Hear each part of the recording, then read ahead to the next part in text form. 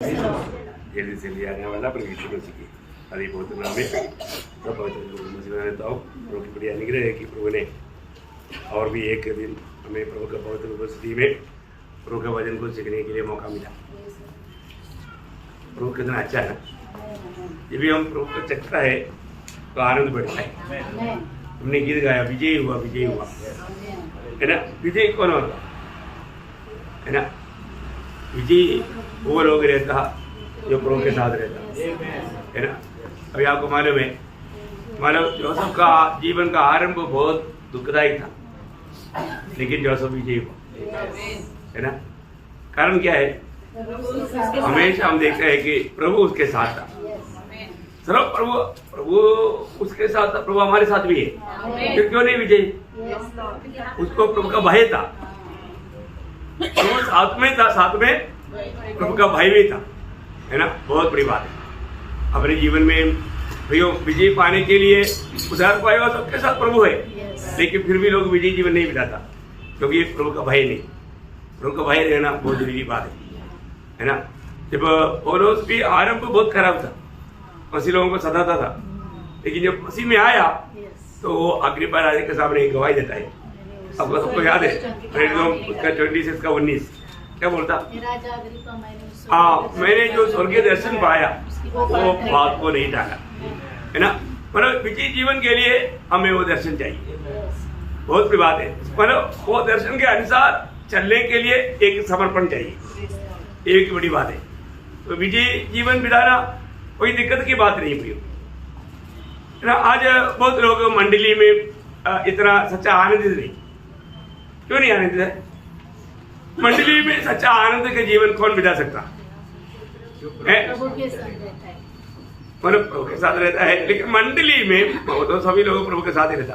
मंडली में लोग आनंदित जीवन बिताने के लिए क्या करना चाहिए? बताएगा?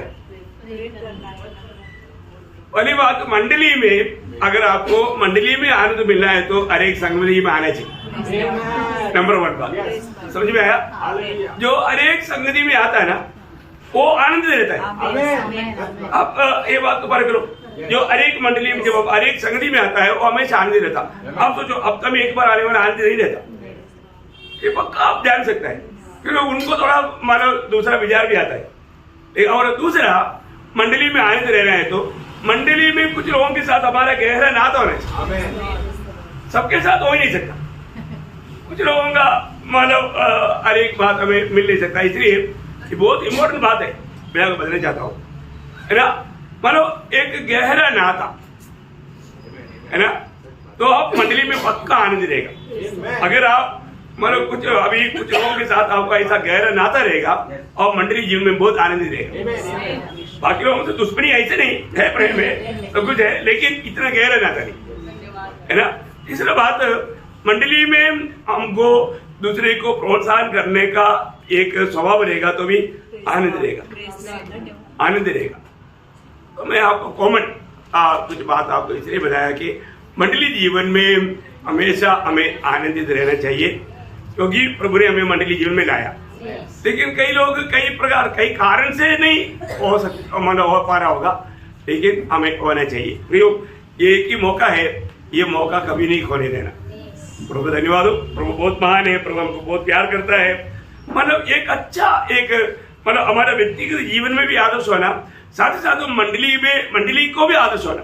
मैं आपको पहले भी बताया, अपन हरेक लोग उस बात के लिए प्रयास में रहना चाहिए, है ना।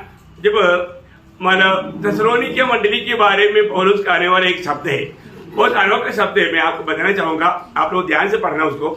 दूसरा थिस्सलुनीके उसका पहला अध्याय है, दूसरा थिस्सलुनीके उसका पहला अध्याय का 3 से 5 तक हो जाए। हे भाइयों, तुम्हारे विषय में हमें हर समय परमेश्वर का धन्यवाद करना चाहिए और यह उचित भी है, इसलिए कि तुम्हारा विश्वास बहुत बढ़ता जाता है। ठीक है, पहली बात तो तुम्हारा विश्वास बहुत बढ़ता जाता है और तुम सबका प्रेम आपस में बहुत ही बढ़ता जाता है। देखा, तुम्हारा प्रेम भी आपस में बहुत ही बढ़ता जा रहा है। अब देखिए, विश्वास भी बढ़ता जा रहा है, प्रेम भी बढ़ता जा रहा है, और आगे यहाँ तक कि हम आप परमेश्वर की कलीसिया में तुम्हारे विषय में घमंड करते हैं कि जितने उपद्रव और क्लेश तुम सहते हो उन सब में तुम्हारा धीरज और विश्वास प्रकट होता है। देखिए इस कष्ट क्लेशों में भी उनका धीरज और विश्वास प्रकट हो रहा है। और आगे यह परमेश्वर के सच्चे न्याय का स्पष्ट प्रमाण है कि तुम परमेश्वर के राज्य के योग्य ठहरो, जिसके लिए तुम दुख भी उठाते हो, क्योंकि परमेश्वर के निकट यह न्याय है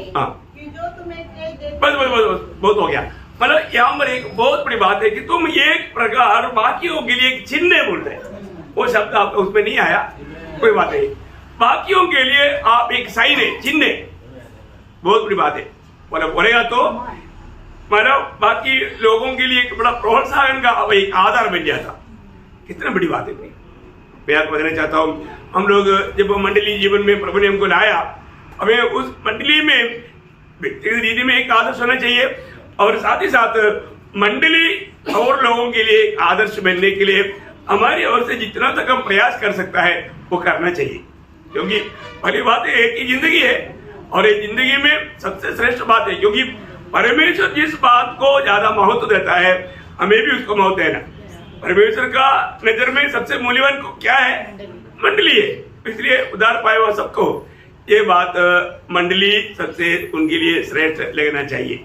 तो प्रभु धन्यवाद देता है। तो कल हम लोग स्मरणा मंडली के बारे में जब उसका 10 वचन पढ़ रहा था, और एक बार वो 10 वचन को पढ़ेंगे, दूसरा अध्याय का 10 वचन।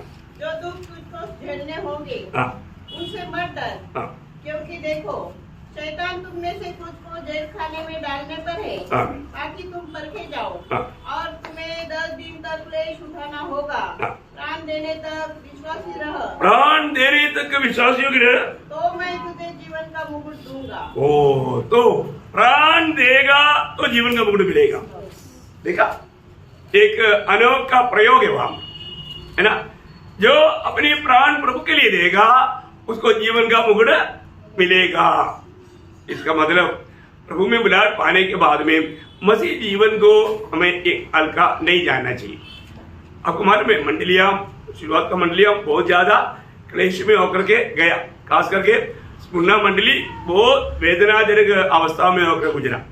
यहाँ पर प्रभु उनको बोलता है कि तू प्राण देने तक वायदा है, मतलब प्रभु का ये वायदा है। मैं आपको इसलिए बताना चाहता हूँ, मतलब इस जीवन की यात्रा में हमें कई प्रकार का सफरिंग आएगा, है ना। जब मत्ती की सुसमाचार उसका 24 अध्याय उसका 13 वचन, मत्ती 24 अध्याय का 13 वचन, परंतु जो अंत तक धीरज धरे रहेगा, अंत तक धीरज धरे रहेगा, उसी का उद्धार होगा। देखा, बहुत बड़ी बात है ना। अंत तक धीरज धरे रहेगा तो सबसे बड़ी बात है। मतलब हमारे जीवन में जिस प्रकार मसीह जीवन को हमें बिताने के लिए प्रभु का वचन बताता है, धीरज का बड़ा काम है भाई, धीरज का बहुत बड़ा कार्य है। हमारा धीरज बढ़ना है तो हमें कैसे जाना पड़ेगा? कष्ट में, क्योंकि कष्ट का उत्पन्न है धीरज।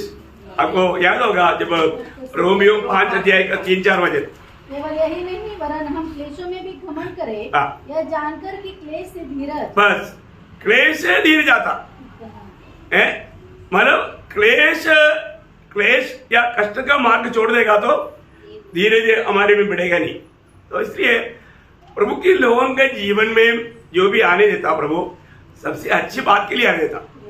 लेकिन क्या होता है कि हमको उतना समझ नहीं, न कई बार हम बच्चों को कुछ डांटा है, सताता है, बच्चों को बुरा लगता, लेकिन वो उनका अच्छाई के लिए क्योंकि वो नहीं समझता। उनको लगता है कि हम बुद्धिमान है, मतलब हमको सताने वाला मूर्ख है। ऐसे ही क्या? नहीं प्रिय, सताने वाला आपको बहुत प्यार करता है इसलिए सताता है ना। तो आपने कोई अगर इतना जानकारी आ गया तो वो निराशा से बच जाएगा। तो यहाँ पर हम देखते हैं कि आप सबको मालूम है बाइबल में मानव मुकुट 5 प्रकार का मुकुट बताया है ना।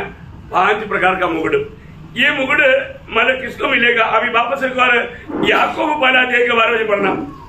याकूब पहला अध्याय के 12 वचन, धन्य है वह मनुष्य जो परीक्षा में स्थिर रहता है, क्योंकि वह खरा निकालकर जीवन का वह मुकुट पाएगा जिसकी प्रतिज्ञा प्रभु ने अपने प्रेम करने वाले से की है। देखिए ये सब बहुत मानव प्यार से जाने वाला शब्द है ना। प्रभु को प्यार करने वाला लोगों को मिलने के लिए है। प्रभु को प्यार करने वालों को मिलेगा, क्योंकि प्रभु को प्यार करने वाला कोई भी कष्ट मुसीबत में कुड़कुड़ाएंगे नहीं। नॉर्मल रीति में इसराइल लोग जब मानव लाल सागर को पार किया, आगे जाकर के जब उनको प्यास लगा, पानी के पास गया, वो कड़वाहट था, तुरंत उन्होंने क्या किया, उससे पहले नाचा था, तुरंत मूसा के खिलाफ में कुड़कुड़ाया। अब देखो करीब मतलब 22 लाख से अधिक लोग हैं, सब मिलकर कुड़कुड़ाया, बोला तो कितना आवाज आया होगा। 22 लाख लोग कुड़कुड़ा रहे। अब देखो प्रियो, प्रभु ने सुना, प्रभु ने सुना। तो सबसे बड़ी बात है क्या, हमारा जीवन में हम लोग बिना कुड़कुड़ाहट का जीवन बिता पाता है कि नहीं? क्योंकि बिजी जीवन बिताना इतना आसानी बात नहीं है ना। तो प्रभु को प्रेम करने वाला कोई भी अवस्था में कुड़कुड़ाएगा नहीं, वो प्रेम से सगेगा, प्रेम से सगेगा। प्रेम बहुत बड़ी बात है प्रेम में, इसलिए बोले प्रभु बोलता है प्रेम करने वालों को वायदा दिया। ये प्रेम करने वालों के लिए, किसके लिए? जो लोग परीक्षा में स्थिर रहता है। इसको मतलब क्या है कि परीक्षा जो भी आएगा हमें उसको सहना है ना। उनको क्या मिलेगा? जीवन का मुकुट। इसका मतलब परीक्षा में वो सही निकलना चाहिए, परीक्षा में वो मतलब कैसा होना चाहिए? हाँ, धीरे धीरे करके वो खरा निकलना चाहिए। वो बहुत बड़ी बात है हमारे जीवन के लिए, ये बहुत ही बड़ी बात है। मैं आपको बताना चाहता हूँ, अपने जीवन में ये बात को जानो। उनके लिए अभी हमारे जीवन में परीक्षा आ गया और जो हम कुड़कुड़ाया या निराश हुआ, जीवन का मुकुट मिलेगा? नहीं मिलेगा, नहीं मिलेगा। इसका मतलब अपने जीवन में आने वाला परीक्षा के समय में मुकुट दिखाई देना चाहिए। मुझे वो मुकुट पाना है, तो इसलिए मुझे इसको धीरे से सहना है। अगर नहीं है तो परीक्षा में हार गया तो जीवन का मुकुट गया, जीवन का मुकुट हमारे लिए नष्ट हो गया। इसके बाद में हम लोग देखता है कि मानव पहला कुरिन्थी उसका 9 अध्याय का 25 वचन, उसमें क्या बोलता? हर एक पहलवान सब प्रकार का संयम करता है। वे तो एक मुरझाने वाले मुकुट को पाने के लिए ये सब करते हैं, परंतु हम तो उस मुकुट के लिए करते हैं जो मुरझाने का नहीं। देखिए ना, मुरझाने वाला मुकुट, ठीक है ना। ये किसको मिलेगा? जो अपना दौड़ पूरा करेगा। देखो प्रियो, है ना, जो अपना दौड़ पूरा करेगा।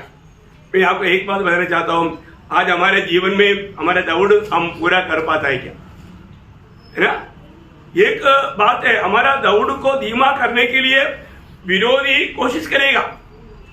हमारा दौड़ में हमें धीमापन लाने के लिए एक बार ओलंपिक्स में हमेशा फर्स्ट लेने वाला एक व्यक्ति, वो व्यक्ति को हराने के लिए दूसरे लोगों ने मानव प्लान बनाया तो मानव वो व्यक्ति का कमजोरी ढूंढा तो वो सोने में बहुत प्यासा है।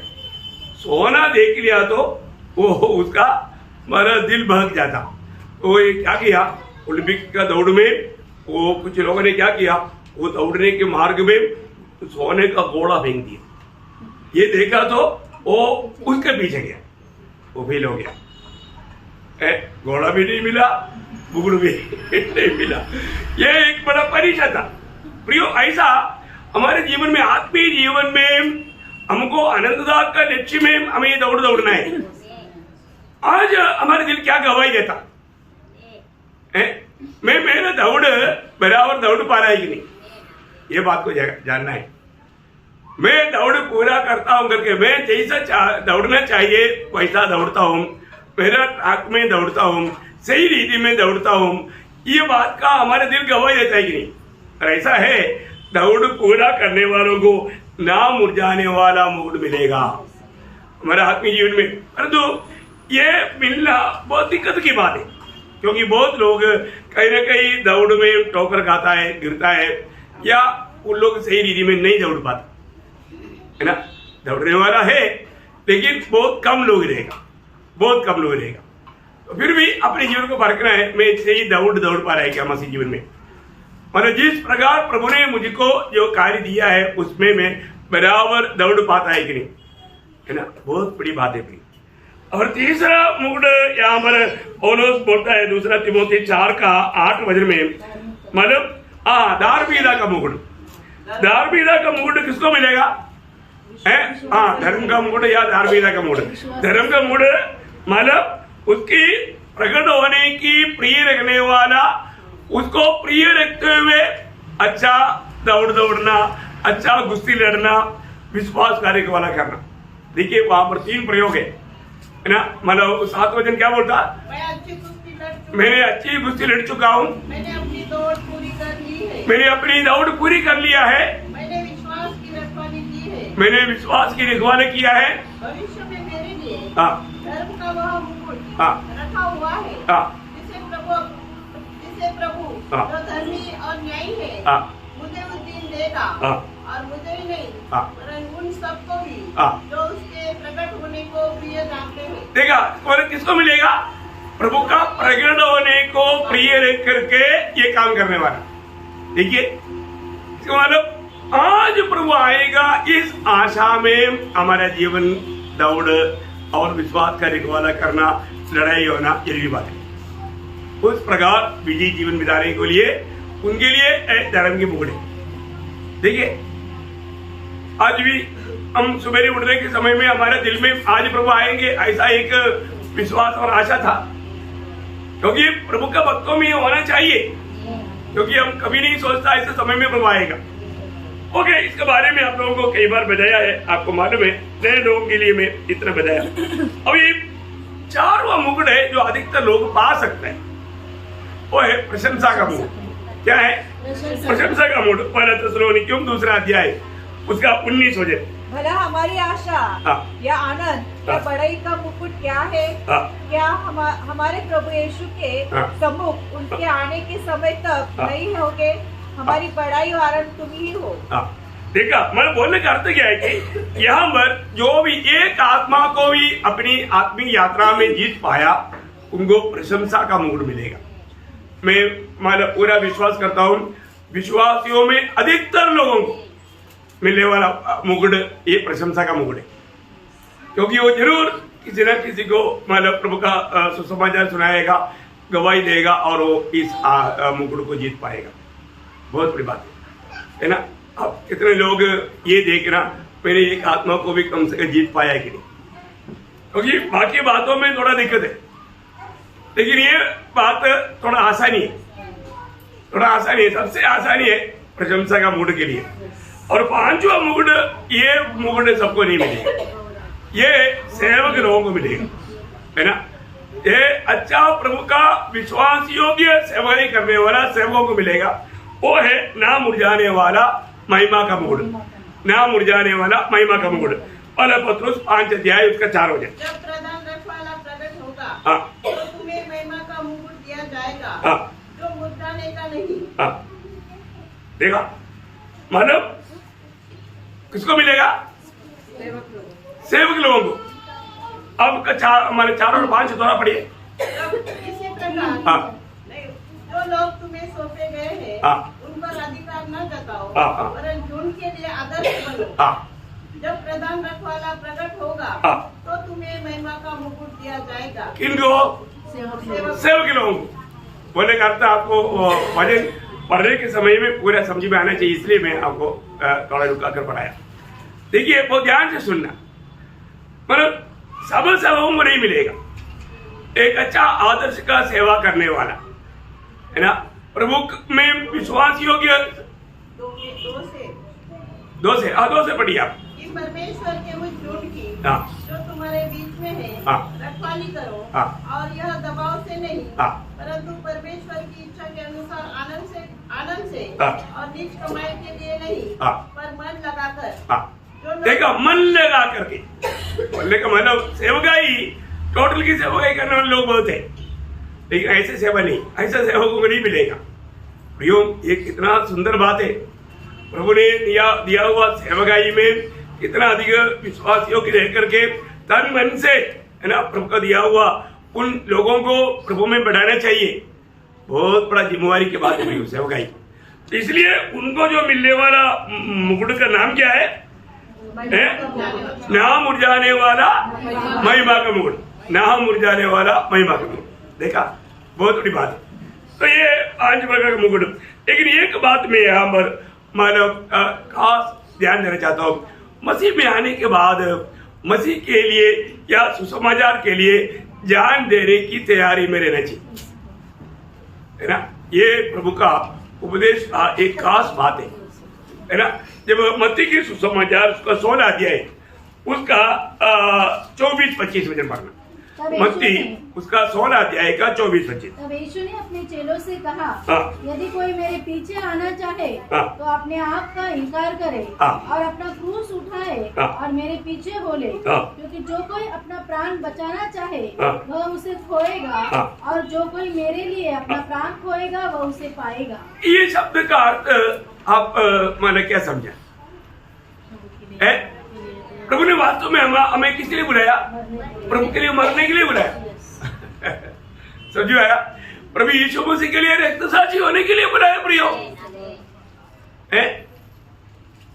इसका मतलब ये जो मुकुट चाहता है, अभी मैं आपको बताया, प्रभु यीशु मसीह के खातिर जिंदगी भर में जो लोग बहुत सतावट में और बहुत तकलीफ में जीता है, वो भी एक रक्तसाक्षित्व का जीवन करके स्वर्ग गिनता है। प्रभु के खातिर, प्रभु के नाम के प्रति बहुत सतावट में होकर के जीवन बिताने वाले लोगों का जिंदगी को उनका मृत्यु नहीं हुआ, लेकिन जीवित रक्तसाक्षी हो, वो जीवित रक्तसाक्षित्व का जीवन है। ऐसा बहुत लोगों के जीवन में मसीह के खातिर बहुत तकलीफ में गुजरने वाला अनुभव आएगा। आखिर में वो शायद साधारण मौत भी मर सकता है, लेकिन उनको रक्तसाक्षित्व का वो प्रतिफल मिलेगा। बहुत बड़ी बात है। तो बोलने का अर्थ क्या है कि हमारे जीवन में, मतलब इस दुनिया के जीवन में हमको बहुत ज्यादा मतलब प्रभु के लिए मतलब प्राण भी देने के लिए तैयार रहना चाहिए। वो एक सच्चा मसीह जीवन, एक विजयी जीवन बिताने के लिए वो जरूरी बात है। अभी उसका 11 वचन पढ़ेंगे। जिसके कान हो वह सुन ले कि आत्मा कलीसियों से क्या कहता है। जो जय पाए उसको दूसरी मृत्यु से हानि न पहुंचेगी। देखा, जो ये पाएगा उसको दूसरा मृत्यु से हानि नहीं पहुंचेगा। समझ रहे हो? पहली बात तो प्रभु जो कहता है, ये जो लोगों का नया जन्म होकर के आत्मिक कान खुला है वही समझ सकता है। हमारे जीवन में हम कितनी बार प्रभु को बस्ती में आता है, वचन सुनता है, लेकिन वो समझ में नहीं आता, क्योंकि वो उनका कान अभी तक वचन सुनने के लिए खुला नहीं।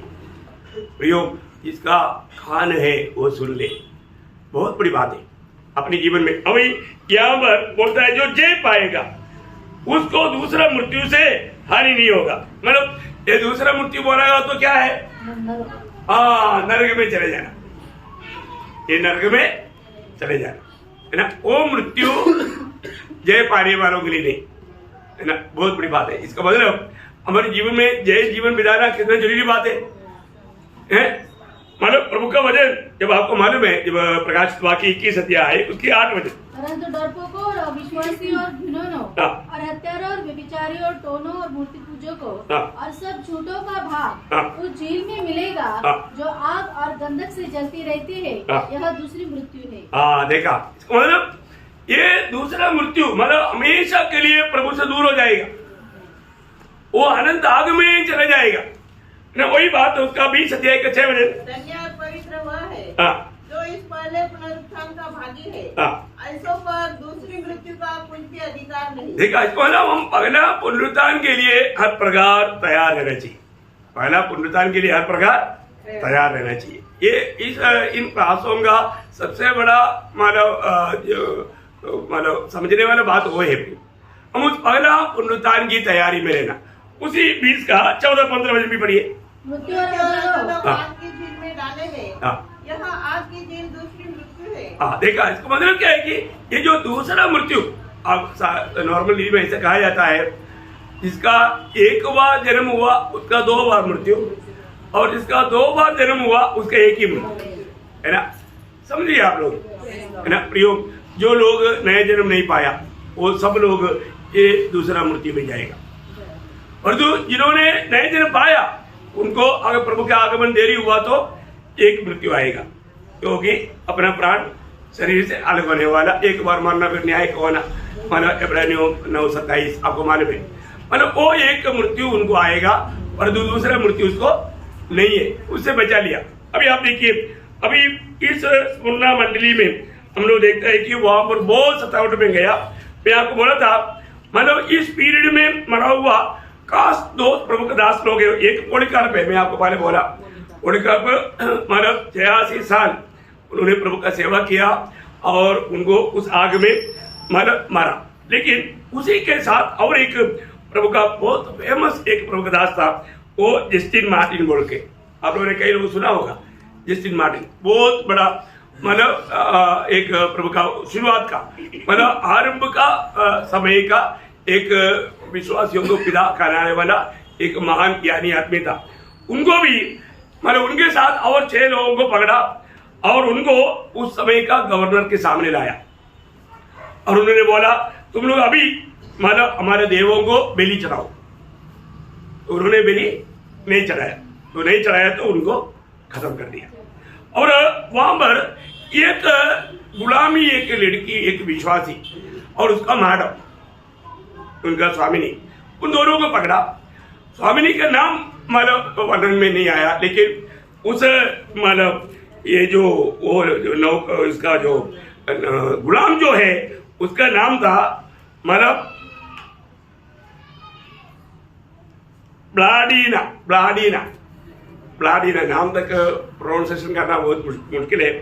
तो उसको अभी ब्लाडीना का मां को काफी सता करके उनका सिर काट दिया। लेकिन ब्लाडीना को क्या कर दिया मालूम है, मानो कई दिन लोग ओपन स्टेडियम में ला करके उनको बहुत सताया और बहुत सताने के बाद में उनको लोहा का एक कुर्सी में, वो लोहा का कुर्सी एकदम मतलब गर्म करके उसमें बैठाया और उसके बाद में अभी आपको मालूम है उसका मांस का पूरा क्या हुआ। और उसके बाद में उसको उड़ा करके ये जो मारने वाला बैल है उसके सामने डाला एक जाल में, और फिर एक सिपाही ने उसको बाला से मारा। और इतना भयंकर मतलब उसका जो वर्णन किया वो बात देखेगा तो मतलब एकदम दिल टूट जाएगा। मतलब कितना सताया, तो अभी भी वो प्रभु को महिमा देता है। कितना बड़ी बात है प्रिय। मतलब आप देखिए, ये स्मरणा मंडली के समय में हुआ एक बहुत बड़ा इंसिडेंट है, आप देखिए। और उस समय में मतलब एक अच्छा अधिकारी था, मतलब उसका नाम मतलब वेटियस बोल करके एक बड़ा अधिकारी है। वो अधिकारी आकर के गवर्नर को बोला, देखो मसीह लोग निर्गुणागार है, उनको क्यों इतना सताता, ऐसा बोला। उसको भी मतलब अरेस्ट करके मतलब मंदिर में डाला, उसका आंकड़ा काट दिया। मतलब मसीह लोगों की मतलब जो भी फेवरेट होकर के जो भी बात करेगा उनको जेल में बंद करता था और खत्म करता था। इतना भयंकर समय था है ना, इतना भयंकर समय था ये स्मरणा का समय है ना, बहुत सतावट में रह गया। इसलिए प्रभु बोलता है कि जो इस अंत तक विश्वास में धीरे धीरे रहेगा उसको जीवन का मुकुट मिलेगा, जीवन का मुकुट मिलेगा, बहुत विशेषता का मुकुट, जीवन का मुकुट है ना। तो अपने जीवन में अभी अपने समय में ऐसा कोई उसका जो का एक हवा भी नहीं आया वो ऐसा सतावट का कोई हवा भी नहीं आया। लेकिन कितने लोग हैं मतलब प्रभु में बैठने के लिए उत्साह नहीं। अभी उस समय में उनको इस प्रकार का कोई बड़े बाइबल क्लास भी नहीं मिला। आज बहुत प्रकार का हमारा सच्चाई का ज्ञान प्राप्त होने के बावजूद भी लोगों में वो समर्पण नहीं। कितना दुखदायी बात है। ओके, अभी हम अगला मंडली परगमोस मंडली के बारे में थोड़ा देखने के लिए जा रहे हैं। परगमोस मंडली उसका दूसरा अध्याय का 12 से 17 तक का वचन। परगमोस की कलीसिया के दूत को यह लिख, जिसके पास दोधारी और तेज तलवार है, वह यह कहता है कि मैं यह जानता हूँ कि तू वहाँ रहता है जहाँ शैतान का सिंहासन है। तू मेरे नाम पर स्थिर रहता है और मुझ पर विश्वास करने से उन दिनों में भी पीछे नहीं हटा जिनमें मेरा विश्वास योग्य साक्षी अंतिपास तुम्हारे बीच उस स्थान पर घात किया गया जहाँ शैतान रहता है। पर मुझे तेरे विरुद्ध कुछ बातें कहनी है, क्योंकि तेरे यहाँ कुछ ऐसे हैं जो बिलाम की शिक्षा को मानते हैं, जिसने बालाक को इसराइलियों के आगे ठोकर का कारण रखना सिखाया कि वे मूर्तियों पर चढ़ाई गई वस्तुएं खाए और वे विचार करे। वैसे ही तेरे यहाँ कुछ ऐसे हैं जो निकोलियस की शिक्षा को मानते हैं। अतः मन फिरा, नहीं तो मैं तेरे पास शीघ्र ही आकर अपने मुंह की तलवार से उनके साथ लड़ूंगा। जिनके कान हो वह सुन ले कि आत्मा कलीसियाओं से क्या कहता है। जो जय पाए उसको मैं गुप्त मन्ना में से दूंगा और उसे एक श्वेत पत्थर भी दूंगा, और उस पत्थर पर एक नाम लिखा हुआ होगा जिसे उसके पाने वाले के सिवाय और कोई न जानेगा। ओके, तो ये जो मंडली का पीरियड आपको याद है ना, 312 से 606 तक का समय, 312 से 606 तक का समय। ये समय अब परगमोस उस पद का अर्थ क्या? दुनिया से उन्नत, मतलब उन्नति पाना, या उन्नति पाने का मतलब अभी स्वतंत्र हो गया, एक मतलब वो जो दबाव से मुक्त हो गया। मतलब अभी तक मंडली कैसे था, बहुत दबाव में था, बहुत मतलब क्लेश में था, कष्ट में था, और जो अभी कष्ट से मुक्त हो गया। इस पीरियड में मंडली कष्ट से मुक्त हो गया। और जो दूसरा प्रकार बोलेगा तो मंडली का क्वालिटी गया, क्वांटिटी बढ़ गया। समझ में आया? दुनियादारी अंदर आ गया और पूर्ण रूप में मंडली एक प्रकार बोलेगा तो एक राजकीय मंडली बन गया। ये इसका चरित्र बहुत भयंकर है। बोलेगा तो मंडली का असली गुण नष्ट हुआ, असली अवस्था नष्ट हो गया। अभी आप देखिए यहाँ पर चेतावनी कैसा है। पहली बात, उस मंडली से बात करने वाला उसका भी वर्णन, अंग वर्णन जो हमने पढ़ा 16 वचन में जो पढ़ा था कि दो तारी तलवार है ना, जिसकी मुंह से दो तारी तलवार निकलते हैं। प्रियो, ये बात हमें जानना है। ये दो तारी तलवार क्या करता? एक बंदियों को बंद मुक्त करता, और दूसरा जो लोग जो बात नहीं मानता उनको काट देता। ये दोनों प्रकार का काम करता है ना। इसलिए अभी जब वचन सुनने के टाइम पर भी इस रीति में आपको मालूम है, जब इब्रानियों का पत्री 4 अध्याय का 12 वचन बहुत अनमोल वचन है। इब्रानियों 4 का 12, क्योंकि परमेश्वर का वचन जीवित और प्रबल और हर एक दोधारी तलवार से भी बहुत चोखा है, और प्राण और आत्मा को और काट और गुदे को अलग करके आर पार छेदता है, और मन की भावनाओं और विचारों को जांचता है। देखिए, बोलने का अर्थ है ना, मैं आपको बताना चाहता हूँ, प्रभु के वचन के सामने बैठेगा तो प्रियो, वो व्यक्ति का पूर्ण जीवन का बात ये वचन प्रकट करेगा। इसलिए बहुत बार लोग संगति तक क्यों नहीं चाहता, क्योंकि संगति में जाएगा तो उसको पाप का ज्ञान आएगा, पाप का ज्ञान आएगा तो उसको पाप को छोड़ना पड़ेगा, पाप छोड़ेगा नहीं तो उनका विवेक उनको मारते रहेगा, फिर वो एक स्वस्थता का जीवन नहीं बिता सकेगा।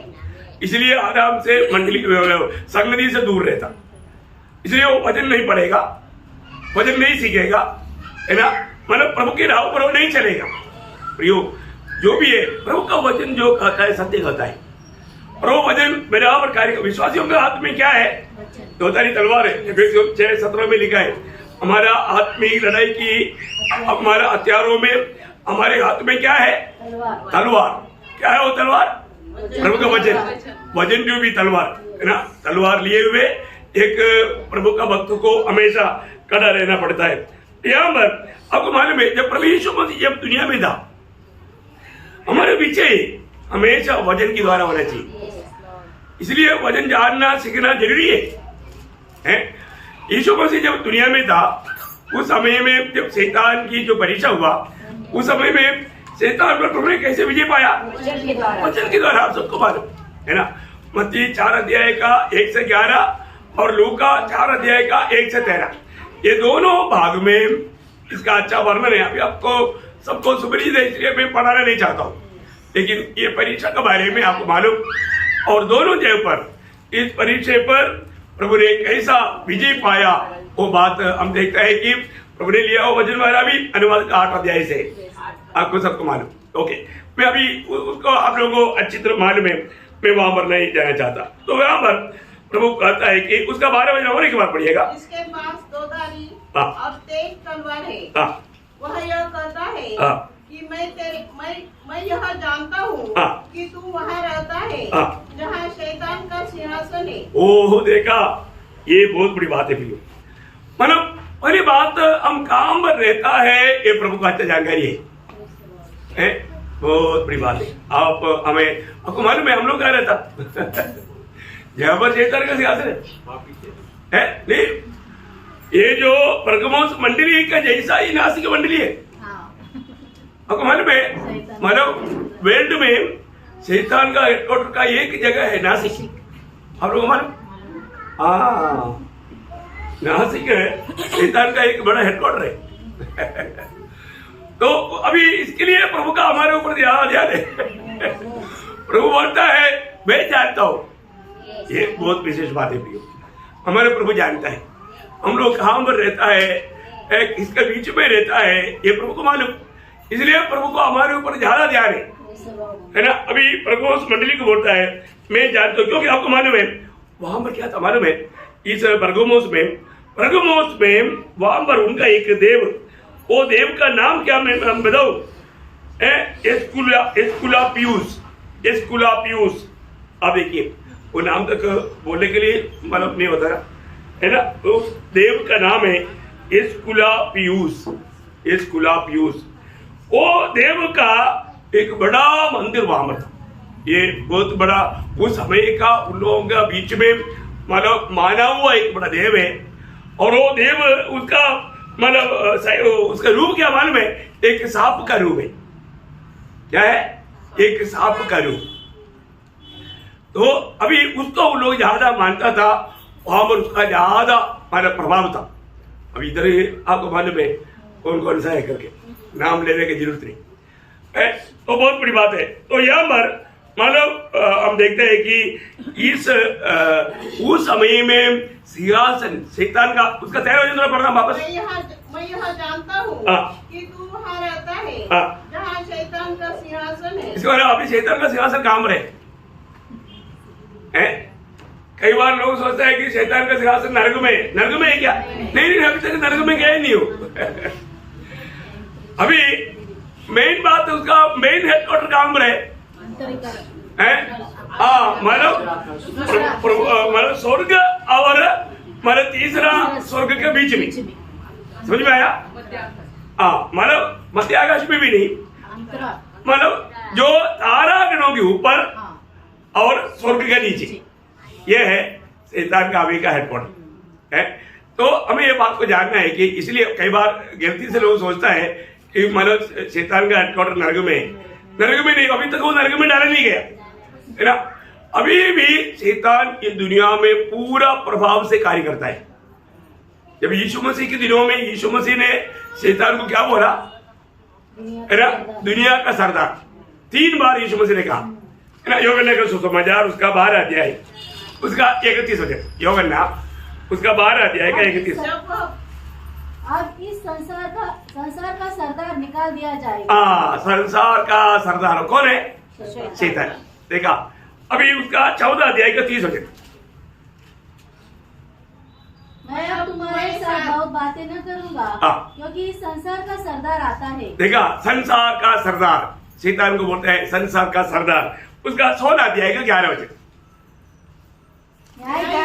इसलिए इस संसार का सरदार दोषी ठहराया गया है। देखा, संसार का सरदार दोषी ठहराया, मतलब 3 बार यीशु मसीह ने शैतान के बारे में बोला, वो संसार का सरदार है। अभी चेले लोगों ने उनके बारे में क्या बोला? चेले लोगों ने उनको और एक नाम से बताया है ना। जब पौलुस 2 कोरिन्थी 4 अध्याय उसका 4 वचन में बोलता है, उन अविश्वासियों का मन को इस संसार का ईश्वर, क्या बोला? संसार का ईश्वर। देखा प्रयोग है, संसार का ईश्वर शैतान को वहां पर दिया है। अब पढ़िए उस शब्द को पढ़िए। और उन अविश्वासियों के लिए जिनकी बुद्धि संसार के ईश्वर ने अंधी कर दी। देखा, इस संसार का ईश्वर ने अंधा किया, बोलेगा तो शैतान ने अंधा किया है ना। वही शैतान के बारे में पौलुस एफेसियों दूसरा अध्याय का दूसरा वचन में, एफेसियों उसका दूसरा अध्याय का दूसरा वचन, जिनमें तुम पहले इस संसार की रीति पर हाँ। और आकाश के अधिकार के हाकिम, आकाश की अधिकार की हाकिम, देखिए मतलब आकाश की अधिकार की हाकिम, देखो वो प्रयोग देखिएगा।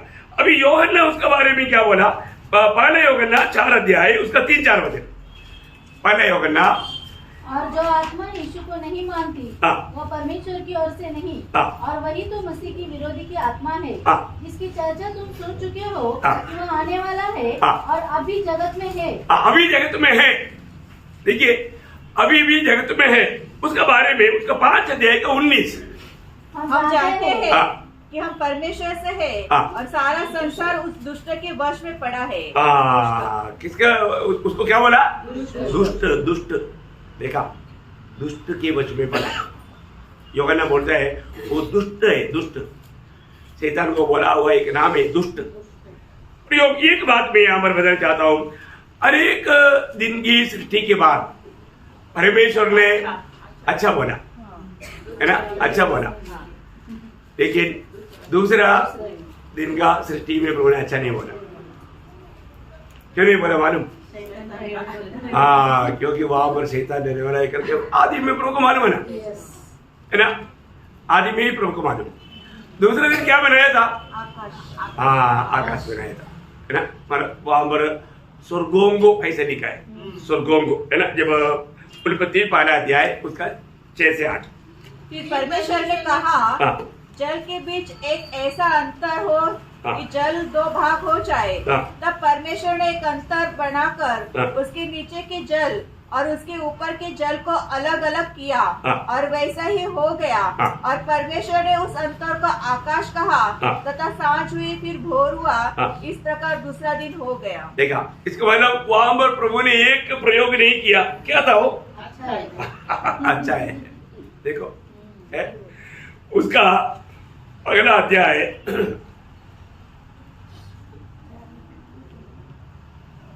हाँ 4 बजे पर। और परमेश्वर ने उजाले को देखा हाँ कि अच्छा है। हाँ, देखा अच्छा है। पहला दिन का सृष्टि देख करके प्रभु ने क्या बोला? अच्छा है। अच्छा बोला, लेकिन दूसरा दिन का सृष्टि को कुछ भी नहीं बोला है। तीसरा दिन का सृष्टि को प्रभु ने क्या बोला? 10 बजे परमेश्वर ने सूखी भूमि को हाँ। पृथ्वी कहा, तथा जो जल इकट्ठा हुआ हाँ। उसे उसने समुद्र कहा। हाँ। और परमेश्वर ने देखा कि अच्छा है। अच्छा है, देखा अच्छा है। उसका 12 बजे इस प्रकार पृथ्वी से हरी घास हाँ। और छोटे छोटे पेड़ जिनमें अपनी अपनी जाति के अनुसार बीज होता है, हाँ। और फलदायी वृक्ष जिनके बीज एक एक की जाति के अनुसार उन्हीं में होते हैं, हाँ। उगे। हाँ। और परमेश्वर ने देखा कि अच्छा है। अच्छा है, देखा वो अच्छा है, वो आप अंडर करना अच्छा है। उसके 18 बजे तथा दिन और रात पर प्रभुता करे और उजाले को अंधेरे से अलग करे। हाँ। और परमेश्वर ने देखा कि अच्छा है। देखा है। उसके 21 बजे इसलिए परमेश्वर ने जाति जाति के बड़े बड़े जल जंतुओं की हाँ। और उन सब जीवित प्राणियों की भी सृष्टि की, हाँ। जो चलते फिरते हैं, हाँ। जिनसे जल बहुत ही भर गया। और एक एक जाति के उड़ने वाले पक्षियों पर भी सृष्टि की। और परमेश्वर ने देखा कि अच्छा है। अच्छा है। वो उसका 25 बजे इस प्रकार परमेश्वर ने पृथ्वी की जाति जाति के हाँ। वन पशुओं को और जाति जाति के घरेलू पशुओं को हाँ। और जाति जाति की भूमि पर सब रहने वाले जंतु को बनाया। हाँ। और परमेश्वर ने देखा कि अच्छा है। अच्छा है, देखा है। अभी उसका 21 बजे सॉरी 31 सॉरी 31 तब परमेश्वर ने जो कुछ बनाया था हाँ। सबको देखा। हाँ। तो क्या देखा? क्या देखा? वह बहुत ही अच्छा है। हाँ, देखा प्रयोग बहुत बड़ी बात है ना, है बहुत ही अच्छा। लेकिन वो एक दिन का बाद छोड़ कर क्यों नहीं उनको बोला एफेसियों 6 अध्याय का 12 वचन? क्योंकि हमारा लड़ाई उन लोगों से है। हमें ये बात को जानना है। देखिए मतलब हम लोग आज भी बहुत विश्वासी लोग ये बात को शायद नहीं समझता। हमें जो लड़ाई हमारे भाई बहन से नहीं, हम किससे लड़ रहे हैं प्रियो? हमारी लड़ाई किसके साथ है ये जानना। आप पढ़िए। क्योंकि हमारे ये मलयुद्ध लहू और मांस से नहीं, हाँ। परंतु प्रधानों और से। कई बार हम लोग ऐसे ही करते हैं शैतान से लड़ने की जगह पर हम क्या करता, कई हम लोग बोलते हैं कई बड़े बड़े ऑफिसर पत्नी के साथ लड़ाई करके उधर हर जाता और इधर आकर के जो उनके साथ लड़ता, उनको फालतू पनिशमेंट देता। अब ऐसे करते हैं अपन क्या करता, शैतान के साथ लड़ना चाहिए, वो नहीं होता, इसलिए अपने भाइयों के साथ लड़ो। ऐसे करना चाहिए नहीं। हमारा विरोधी कौन है? हमारे विरोधी शैतान है। हमें उससे लड़ना है, उसे कैसे लड़ना है ये बात को जानना। और हम वो बात को ना जान करके लड़ाई में जाएगा तो हमारी लड़ाई आप आपस में क्योंकि हमारा यह मन युद्ध लहू और मांस से नहीं परंतु प्रधानों से और अधिकारियों से और इस संसार के अंधकार के हाकिमों से और उस दुष्टता की आत्मिक सेनाओं से और उस दुष्टता की आत्मिक सेनाओं से है जो आकाश में है, जो स्वर्गलोक में है। इसमें क्या लिखा? स्वर्गलोक में। आकाश के जगह पर स्वर्गलोक, स्वर्गलोक में, वो स्वर्गलोक में है, उनके साथ लड़ाई। समझ में आया? तो इसलिए हमें ये बात को जानना चाहिए। इसका मतलब क्या है कि हमारा चारों तरफ अभी तो लोग ये बात को हमेशा जानना भी, हम लोग कहाँ पर रहता है, हमारे चारों तरफ की अवस्था क्या है। हम लोग इसलिए दुनिया को देख करके दुनियादारी को अपनाने की कभी भी प्रयास नहीं करना। प्रियो, हम प्रभु के लिए अनेक ही लोग हैं, हमें कितना मानव सावधान रहना। अगर हम दुनिया को देख करके दुनिया का रीति को अपनाएगा तो हमारे प्रभु का दिल में कितना दुख आएगा, है ना। प्रभु बार बार कहने वाला एक बात, एक्लेसिया का अर्थ क्या है? परमेश्वर अपनी विशेष उद्देश्य के लिए अनेक ढूंढे, हम विशेष उद्देश्य के लिए अनेक ढूंढे। तो मंडली कैसे होना चाहिए, है ना। जब योग करने का सुखम अध्याय 15 अध्याय उसका 19 से, यदि तुम संसार के होते तो संसार अपनों से प्रेम रखता। अभी हम संसार के नहीं, तुम संसार के होते। हम पहले एक समय में था लेकिन अभी नहीं। आगे, परंतु इस कारण कि तुम संसार के नहीं, तुम संसार के नहीं, और मैंने तुम्हें संसार में से चुन लिया है। कितना श्रेष्ठ बात है। हम लोग मतलब सुबह उठने के बाद में भी अभी फिलहाल हम संसार में रहने के कारण हमको ये बात को बोलना चाहिए, मैं संसार का नहीं, मैं प्रभु का चुना हुआ है। भैया, ये प्रभु का चुनौती पाया हुआ जन जब ये बात बताता ना, शैतान ये सुन करके भाग जाता, क्योंकि उसको मालूम है कि इसको मालूम है कौन है। उसका 17 अध्याय योगना, उसका 17 अध्याय का 14 से 16 वचन।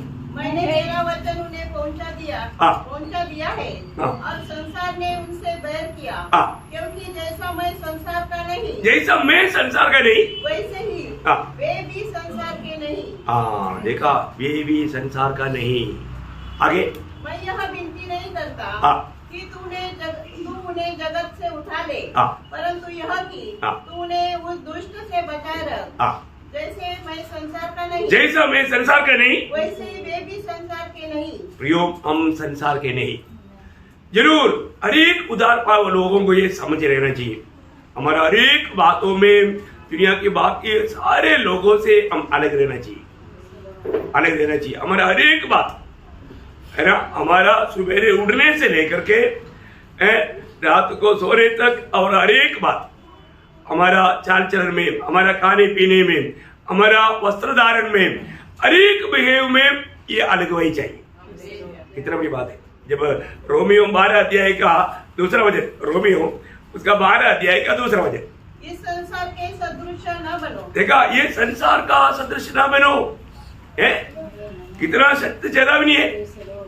प्रियो, ये संसार का सदृश होने के लिए हम अलग किया नहीं गया, हम स्वर्ग का सदृश बनना है दिन प्रतिदिन। आगे पढ़िए। परंतु तुम्हारे मन के नए हो जाने से तुम्हारा चाल चलन भी बदलता जाए, जिससे तुम परमेश्वर की भली और भावती और सिद्ध इच्छा अनुभव से मालूम करते रहो। इतना सरल बात है, आपको मालूम है। हर एक जगह पर मैं आपको इसलिए बताना चाहता हूँ, जोसेफ जब पोतीफर का घर में है, पोतीफर का घर में भयंकर एक पाप का बात आया। पोतीफर का पत्नी बोलते इधर कोई नहीं, और जोसेफ तेरा घर का लोग भी दूर है, इधर भी कोई नहीं। एक ही जोसेफ क्या बोलता है, इधर है, कौन है? प्रभु है। देखा, ये है बड़ी बात। प्रियो, प्रभु के लोग ये बात जानना है, मैं प्रभु के लिए अनेक क्या है, प्रभु मेरे साथ हमेशा साथ में है। ये ज्ञान लेना और प्रभु का भय रखना, प्रभु मेरे साथ है और प्रभु का भय मानना, ये इंपॉर्टेंट बात है ना। जब याकूब 4 अध्याय उसके 4 वचन, याकूब 4 का 4। नहीं हो क्या तुम नहीं जानते कि संसार से मित्रता करनी परमेश्वर से बैर करना है। प्रभु में आने के बाद में संसार से मित्रता नहीं, संसार का अनुरूप नहीं। ऐसा है तो प्रभु उसको नाम देता है व्यभिचारिणी। देखा, हम प्रभु के लिए अलग क्यों लोग हैं? हमें ये संसार से कैसे अलग रहना, ये बात को सीखना जरूरी बात है। वही बात और डिटेल से यूहन्ना बोलता है, पहले यूहन्ना उसका 2 अध्याय उसका 15 से 17। तुम न तो संसार से और न संसार में की वस्तुओं से प्रेम रखो। यदि कोई संसार से प्रेम रखता है तो उसमें पिता का प्रेम नहीं है। देखा प्रियो, हमें परखना है कि प्रभु पिता का प्रेम हमारे में से नष्ट होने वाला बात है। संसार का प्रेम बहुत बड़ी बात है। आज जो भी हमारे जीवन में प्रभु से बढ़कर कोई भी प्रकार का प्यार हमारे अंदर आ गया तो अपन मूर्ति पूजक बना। एक हमेशा एक तराजू में तोल कर देखना है। देखा, ये सब लोग जानना, एक विजयी जीवन बिताने के लिए जो भी चाहता है, क्योंकि हमें सबसे बढ़कर किसको प्यार करना, ये मुख्य आज्ञा है। इसमें सारी व्यवस्था है ना। जब मरकोस 12:30 प्रभु अपने परमेश्वर से अपने सारे मन से, सारे मन से और अपने सारे प्राण से, सारे प्राण से, और अपनी सारी बुद्धि से, सारे बुद्धि से, और अपनी सारी शक्ति से, सारे शक्ति से। और इसके बाद में कितना रह गया?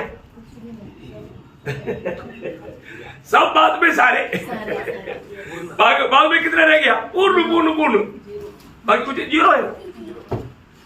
अगर इसे बढ़कर जब हम अगर किसी बात से प्यार करने लगता, तब हमारा वो प्यार प्रभु ग्रहण नहीं करता। बहुत बड़ी बात है अपने जीवन में। प्रभु से बढ़कर के प्यार करेगा तभी हम हमारे समय उसके लिए देगा। नहीं होना। ऐसे कोई भी बात प्रभु से बढ़कर के कोई भी बात अगर हमारे जीवन में आ गया तो वो क्या बन जाता? मूर्ति। यीशु मसीह ही हमारा प्रभु बनकर रहना चाहिए, और कोई भी मूर्ति हमारे अंदर है क्या? अरे बहुत लोग परखे ना, शायद हम लोग ठीक से परखेगा तो कई मूर्ति हम लोग देख सकेगा।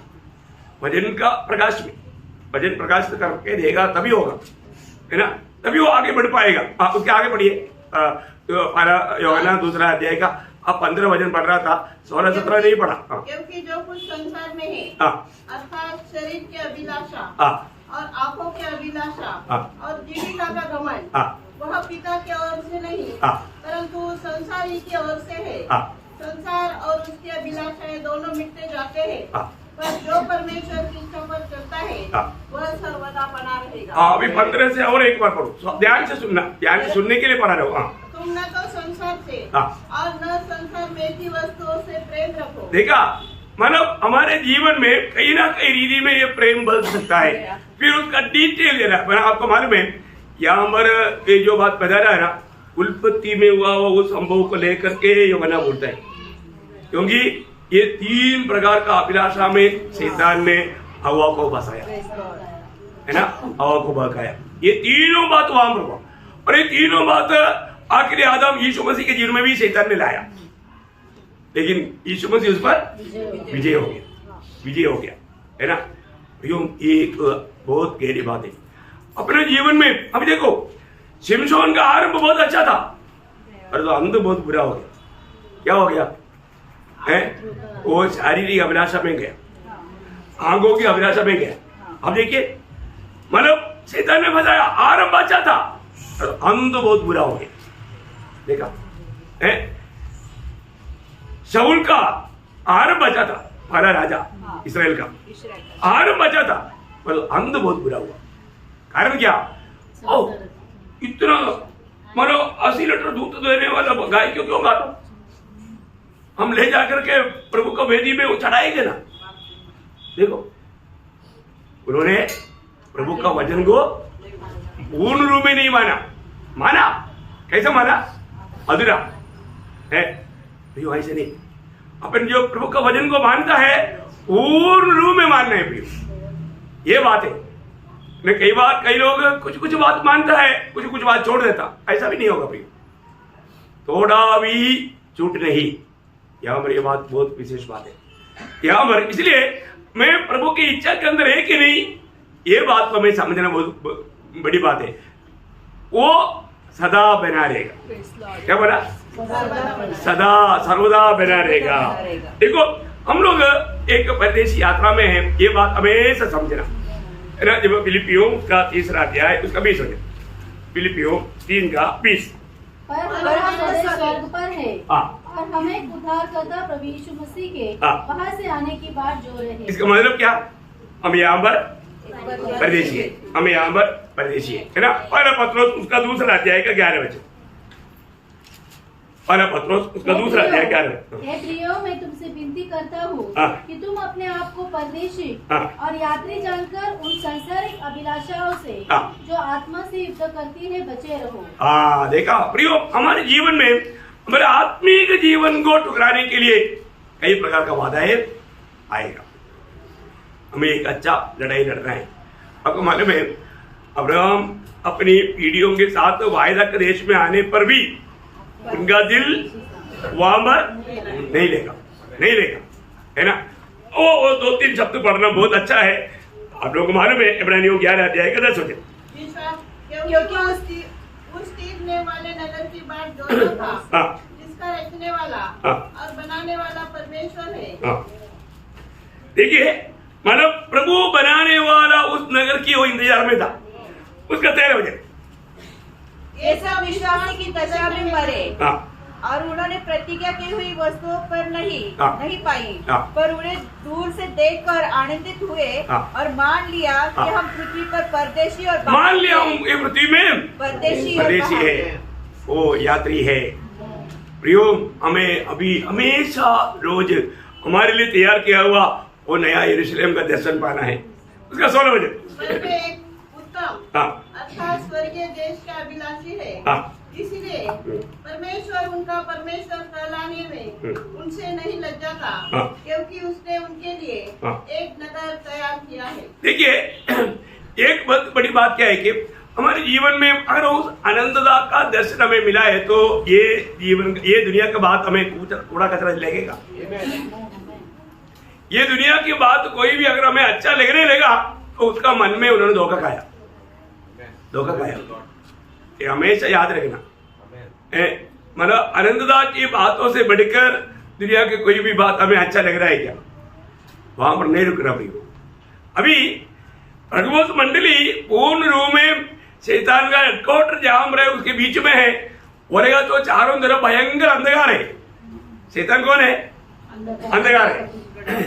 और जो भगवत मंडली ज्योति है, ज्योति को अंधकार से डर है नहीं, ज्योति को अंधकार से कोई डर नहीं, अंधकार ज्योति से डरता है।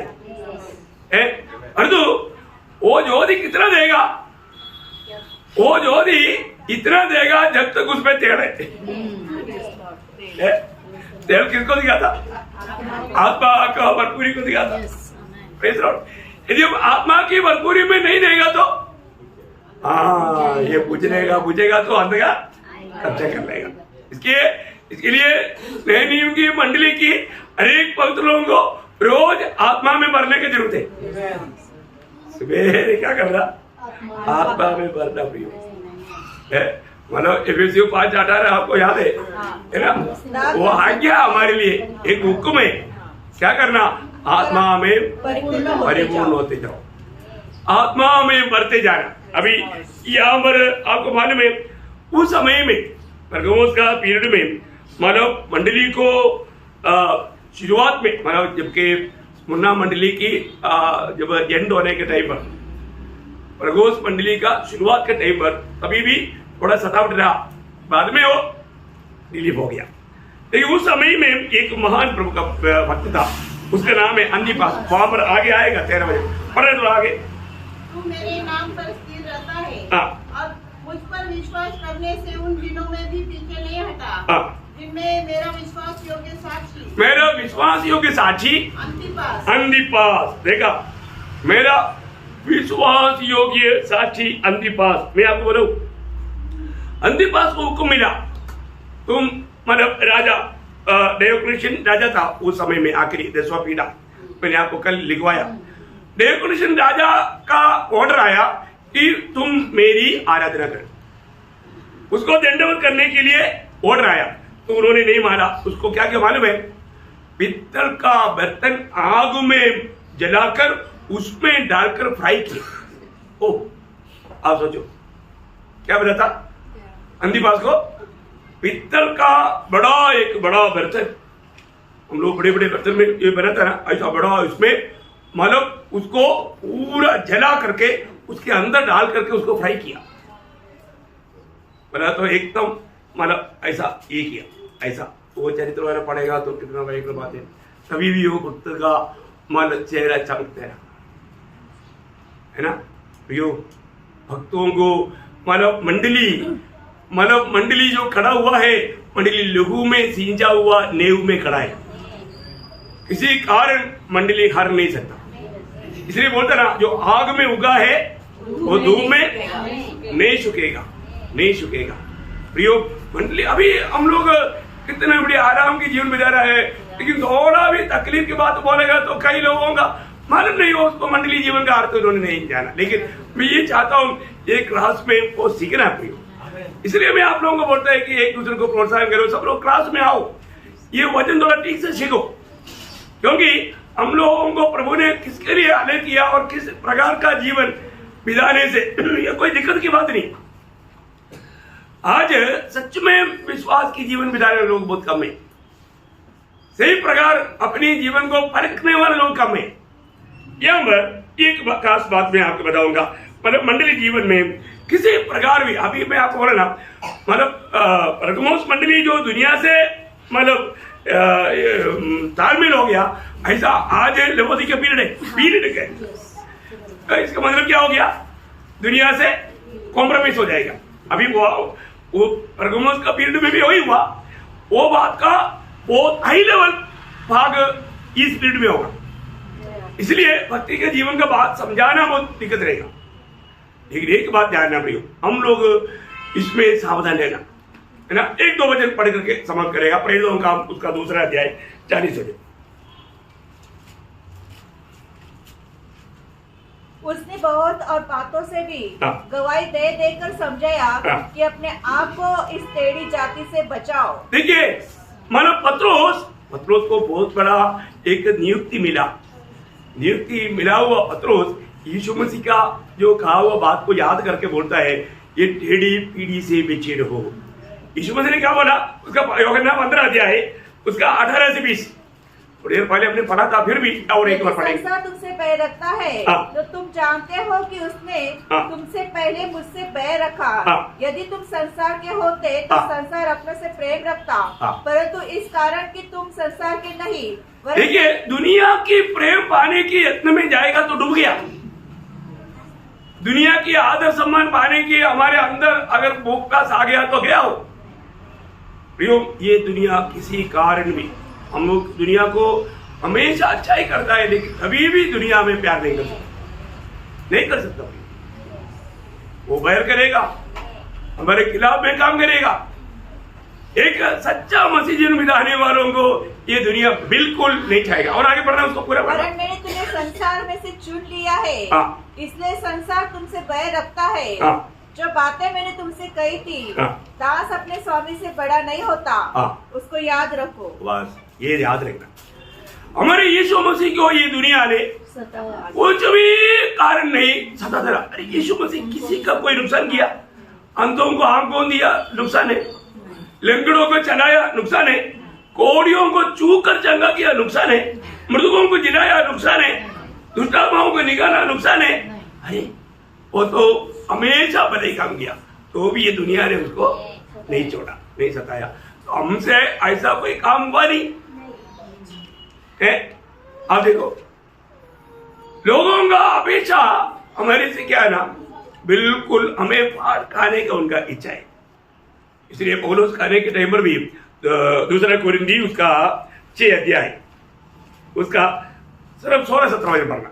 और मूर्तियों के साथ परमेश्वर के मंदिर का क्या संबंध? क्योंकि हम तो जीवित परमेश्वर के मंदिर है। जैसा परमेश्वर ने कहा है, मैं उनमें बसूंगा और उनमें चला फिरा करूंगा और मैं उनका परमेश्वर हूँगा और वे मेरे लोग होंगे।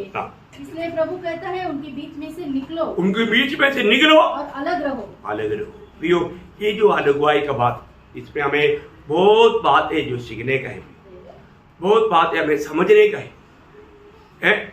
क्योंकि अगर हम सही रीति में उन बातों को नहीं समझेगा तो आपको मालूम है, जब पहला भजन संहिता का 1-2 वचन क्या बोलता, अलगवाई का एक बड़ा रहस्य बता करके वो शुरू होता है, आपको मालूम है ना? पहला भजन संहिता का 1-2 वचन, पहला भजन है पुरुष जो दुष्ट की युक्ति पर नहीं चलता और न पापियों की मार्ग पे खड़ा होता और न ठट्ठा करने वालों की मंडली में बैठता है, परंतु वह तो यहोवा की व्यवस्था से प्रसन्न रहता और उसकी व्यवस्था पर रात दिन ध्यान करता रहता है। देखा, एक भक्त का कर्तव्य है प्रभु ने कहा हुआ उन शब्दों पर दिन रात ध्यान करते हुए ये दुनियादारी से अलग रहना। क्योंकि आपको मालूम है, मतलब हमारे जीवन और प्रभु का वचन के उपदेश दोनों मिला रहना चाहिए। और नहीं मिला है तो आपको मालूम है थोड़ा कहीं भी, इसलिए शैतान ढूंढते रहता है कि कहां पर वीकनेस मिलेगा, उधर से वो जब कोरिन्थ मंडली को लिखने के पर क्या बोलता, पहला कोरिन्थी 5 अध्याय उसका 6 वचन, घमंड करना अच्छा नहीं। क्या तुम नहीं जानते कि थोड़ा सा खमीर पूरे गूंदे हुए आटे को खमीर कर देता है? खमीर कर देगा। देखा, पूरे आटे को खमीर कर देगा। बोलेगा तो थोड़ा सा खमीर, वो छोटा सा गिरती। अभी हमने कुछ समय पहले देखा एफेसुस मंडली में एक कम, वो भी एक छोटा कमी है, इसे देखेगा तो एक थोड़ा खमीर के जैसा। लेकिन आपको मालूम है प्रभु का वचन के अनुसार 100 साल भी वो मंडली वहां पर नहीं रहा, पूरा प्रभु ने निकाल दिया, क्योंकि वो वचन के अनुसार वो मन प्रकृति के पहला काम नहीं किया। चरित्र में जाता है, बहुत बड़ी बात है प्रियो। हमारे जीवन में थोड़ा भी खमीर की बात अगर दिखता है तो हमें दूर करना चाहिए, क्योंकि वचन बोलता है जो भी खमीर बोलेगा तो पाप का स्वभाव, वो आपको मालूम है। कोई भी प्रकार प्रभु का मना किया हुआ कोई भी, क्योंकि हम उधार क्यों पाया, पाप करने के लिए नहीं है। तो बहुत बड़ी बात है। जब रोमियो 6 अध्याय उसका 1 वचन, तो हम क्या कहे? क्या हम पाप करते रहे कि अनुग्रह बहुत हो? हाँ, कई लोग बोलते हैं तो पाप करते रहेगा अनुग्रह बहुत मिलेगा। ऐसा नहीं प्रियो, वो भी एक अनुग्रह का सुसमाचार बोल करके एक ग्रुप निकला है। ऐसा नहीं, प्रभु का वचन कहता है कि हम पाप करने के लिए अलग नहीं किया गया, हम मसीह को जीने के लिए, मसीह में पाया जाने के लिए अलग किया बनोगे। बड़ा श्रेष्ठ बात है। तो मैं प्रभु को धन्यवाद देता हूँ। प्रभु का अनुग्रह से वाकई अपन 13 वचन से वापस कल देखेगा। बहुत बहुत सुंदर बात प्रभु का वचन में हमें सीखने के लिए प्रभु देता है। मैं आपको बोलना चाहता हूँ प्रियो, हम लोग मैं प्रभु के लिए अलग किया हुआ व्यक्ति, ये जानकारी हमारे में कार्य करना चाहिए। और इस छोटा सा जीवन देखिए, बहुत थोड़ा ही समय बाकी रह गया, फिर आने वाला आएगा देर नहीं करेगा, कभी भी प्रभु का आगमन हो सकता है। हम लोग इतना निकटता में हमें प्रभु का प्रति, प्रभु को आदर करने के प्रति हमें कितना उत्साही बनना चाहिए। हमारे में वो उत्साह है क्या, है ना? एक मानो दूसरे को भी प्रोत्साहन देने वाला एक जीवन बनना, और ये सब कामों का अनंतता में बड़ा प्रतिफल है। अनंतता की ओर हमें वो दर्शन नष्ट नहीं करना। तो आइए समय हम अपने आप को समर्पण करके हम लोग प्रार्थना करें। प्रभु ने हमें अपने सुंदर वचन के द्वारा बात किया, ये वचनों को जाने ना दे, सारी महिमा प्रभु को मिले। आमीन।